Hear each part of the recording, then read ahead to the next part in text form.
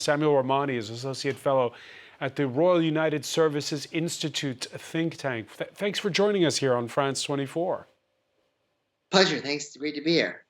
Day 18, no ground invasion. Why? Well, I think it's a variety of factors. I mean, obviously, I think we may not even know exactly when the ground invasion begins because it may not just occur all at one time. It might be phased approaches with streams of Israelis crossing the border, a little bit like how we didn't know when the Ukrainian counteroffensive began until it was underway. Also, I think that there are obviously some humanitarian concerns and pressures that are coming from the United States over the evacuation of residents from northern Gaza to southern Gaza. The Israelis say 700,000 people have left, but there's 1.1 million people living in that region, so that's a serious problem. And I think that obviously the Western countries are asking the Israelis to wait on the hostage releases to see whether any more can be released before a ground invasion happens. Second day on the trot where the New York Times has put out an article saying how the Pentagon is advising or questioning tactics or reviewing tactics. Do you get the sense that because what we have ahead of us, let's be clear, would be urban warfare, that the Americans don't fully believe the Israelis have a plan? Well, urban warfare is obviously very difficult on hostile terrain. And obviously, the Americans want to make sure that the Israelis have a game plan with regards to the training of their forces, their 300,000 reservists, as well as what might come after, right? The Israelis have ruled out occupying the Gaza Strip, but it's not entirely clear what will replace Hamas. Will it be the Palestinian Authority or some vestiges of it? Or will it be something else because the Palestinian Authority doesn't want to collaborate with Israel? So there's a lot of questions, I think, about combat readiness and also about what comes next. So what do? There are two examples in recent times.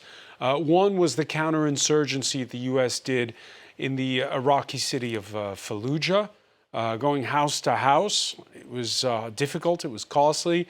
And then there was Mosul, controlled by ISIS, which the U.S. effectively and its allies bombed and carpet bombed at times. Which one will it be? So I think that the Israelis probably will try to model themselves a little bit more after the Mosul experience. We're already seeing James Glynn, right, a former U.S. commander who was involved in helping the defeat of ISIS arrive on the ground in Israel and try to assist and help the preparations of the Israelis. So it will probably be a mixed invasion that would involve a heavy use of air power, close air surveillance of the ground forces, as well as a period of shaping operations to destroy infrastructure in the Gaza Strip that might be dual use, and also decapitate the Hamas leadership. So that shaping operation is already in place and will continue, and it'll be added with this mixed kind of aerial and ground invasion, a lot more like Mosul, I think, than Fallujah. If you're saying a lot more like Mosul than Fallujah, and we're speaking, Samuel, on a day when, according to Palestinian medics, 700 have died in the last 24 hours, that's going to mean a lot more civilian casualties. Absolutely. I mean, that's the unfortunate consequence of this. Is it's going to lead to a lot more civilian casualties, and that could include people in northern Gaza. As I said earlier, there's still 400,000 people by the Israeli estimations that are still staying there, and Hamas has come up with that kind of stay-in-place order. So there's going to be a lot of casualties all across the board, and that's a very, very tragic thing. And the casualties will be on both sides. There will be Israelis who will be killed in hand-to-hand urban combat. So the question then becomes one of military tactics and political decision-making. Should Israel be changing its leadership for this battle?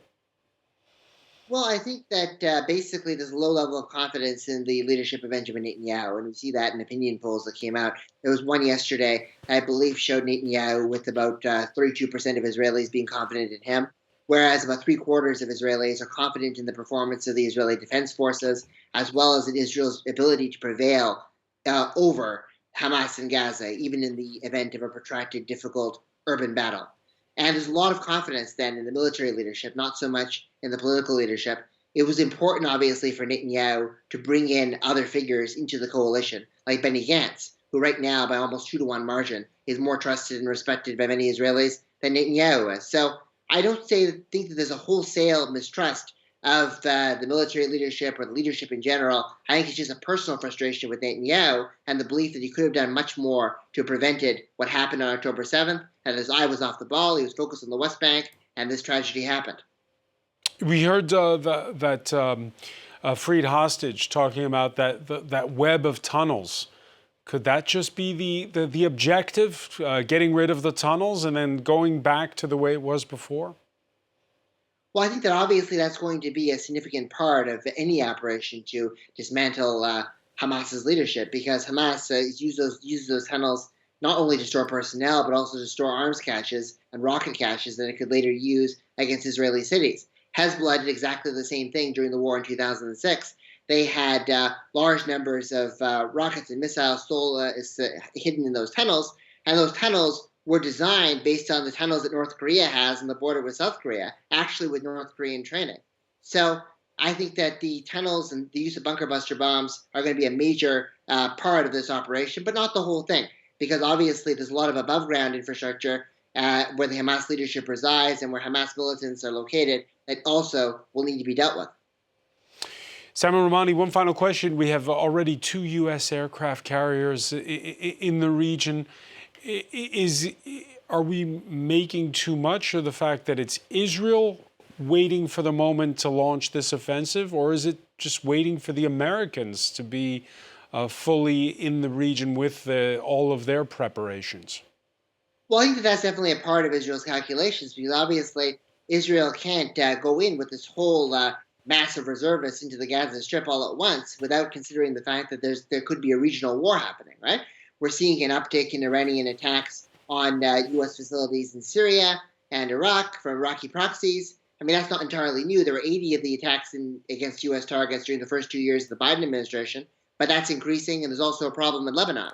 So the Israelis are waiting, definitely, for the Americans to put more infrastructure there, because that will give them the cover that they need to have some deterrence against a regional war while they focus on taking. Samuel Ramani, many thanks for joining us from London. Thank you very much.